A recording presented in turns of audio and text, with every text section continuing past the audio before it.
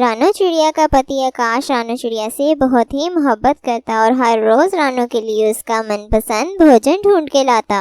आप मेरा कितना ख्याल रखते हैं। जब से मेरा आपसे ब्याह हुआ है आपने मेरी हर इच्छा को पूरा किया है। तुम्हें भोजन लाकर देना और तुम्हारी इच्छा का ख्याल रखना ये मेरी जिम्मेदारी है। इतने में रानू चिड़िया की सास आती है और कहती है, कभी अपनी माँ की इच्छा भी पूरी कर दिया करो।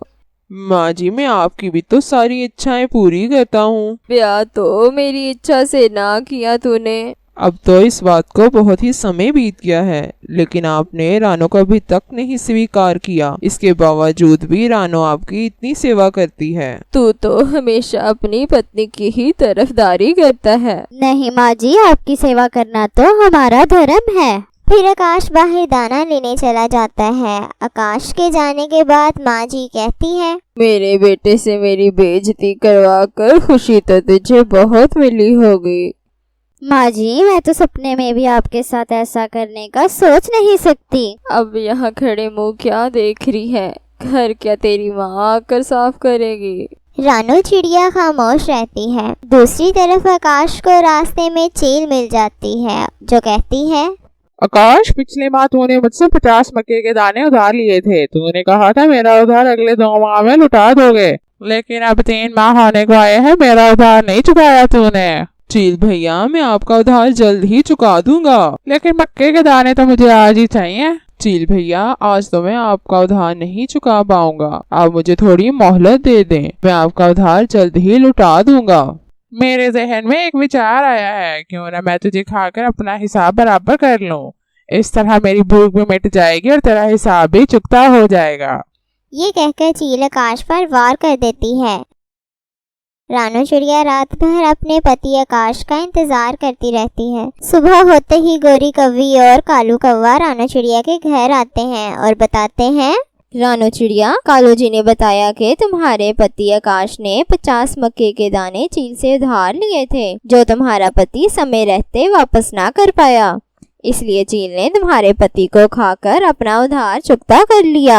ये सुनकर रानू चिड़िया और उसकी सास रोने लगती है। रानू चिड़िया की सास कहती है, ये सब तेरे ही कारण हुआ है। तेरे मनहूस साये ने मेरे बेटे की जान ले ली है। माँ जी, ये आप क्या कह रही हैं? मैंने तो अपनी प्रार्थनाओं में हमेशा उनकी लंबी जिंदगी मांगी थी।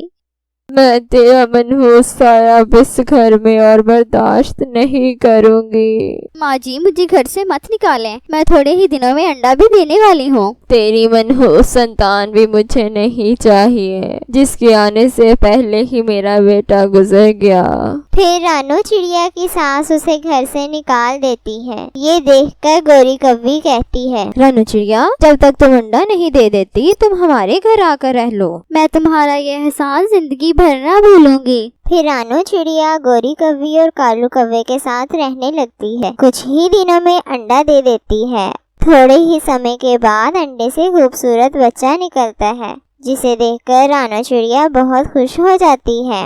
इतने में गोरी कौवी आती है और बताती है, रानू चिड़िया, मैं अभी तुम्हारी सास के पास से आ रही हूँ। वो बहुत ही बीमार पड़ी है। रानू चिड़िया ये सुनकर अपने बच्चे को लेकर अपनी सास के पास चली जाती है। तुम यहाँ क्या करने आई हो? माँ जी, मैं आपको इस हालत में छोड़कर कहीं नहीं जाऊंगी।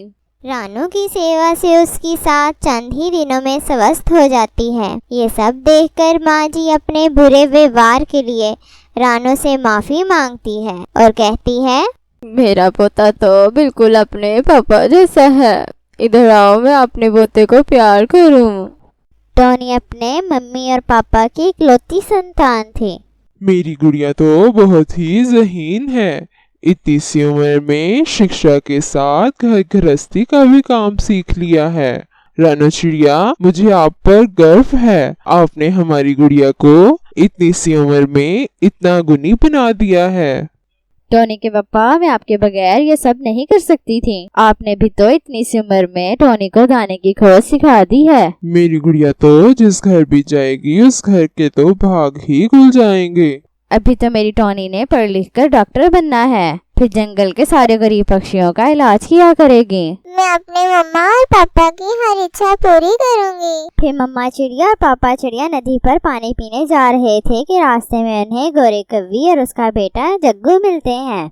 जग्गू बेटा, आज आप स्कूल नहीं गए? मेरे जग्गू को शिक्षा की भला क्या जरूरत, ये तो वैसे ही बहुत ज़हीन है, पढ़ लिख कर करना ही क्या है, हम पंछियों ने भोजन ही तो ढूंढना है, वो मैं सिखा दूंगी। तुम्हारी मर्जी, मैं तो अपनी टोनी को पढ़ा लिखा कर पक्षियों की डॉक्टर बनाऊंगी।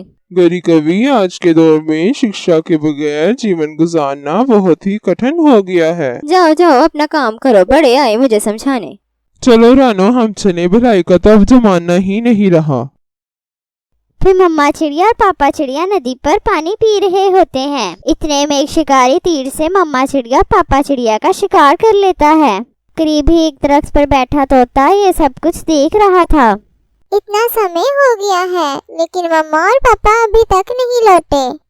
टोनी ये सोच ही रही होती है कि दरवाजे पर जोर से खटखट होती है।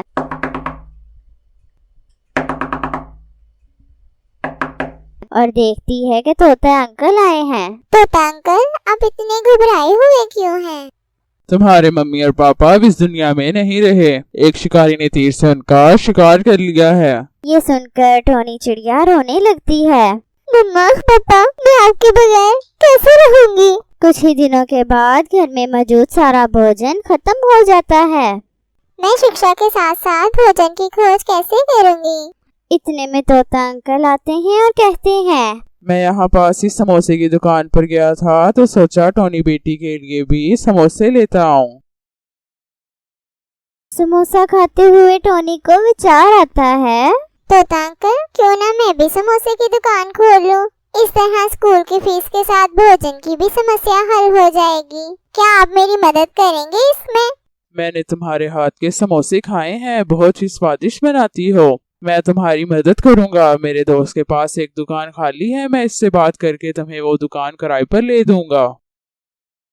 चंद दिनों के बाद टोनी चिड़िया समोसे की दुकान खोल लेती है। टोनी सुबह सवेरे स्कूल जाती, फिर स्कूल से लौटकर दुकान पर बैठती। इस तरह वो अपनी शिक्षा के साथ साथ दुकान भी चलाती ताकि वो अपने माता पिता का सपना पूरा कर सके।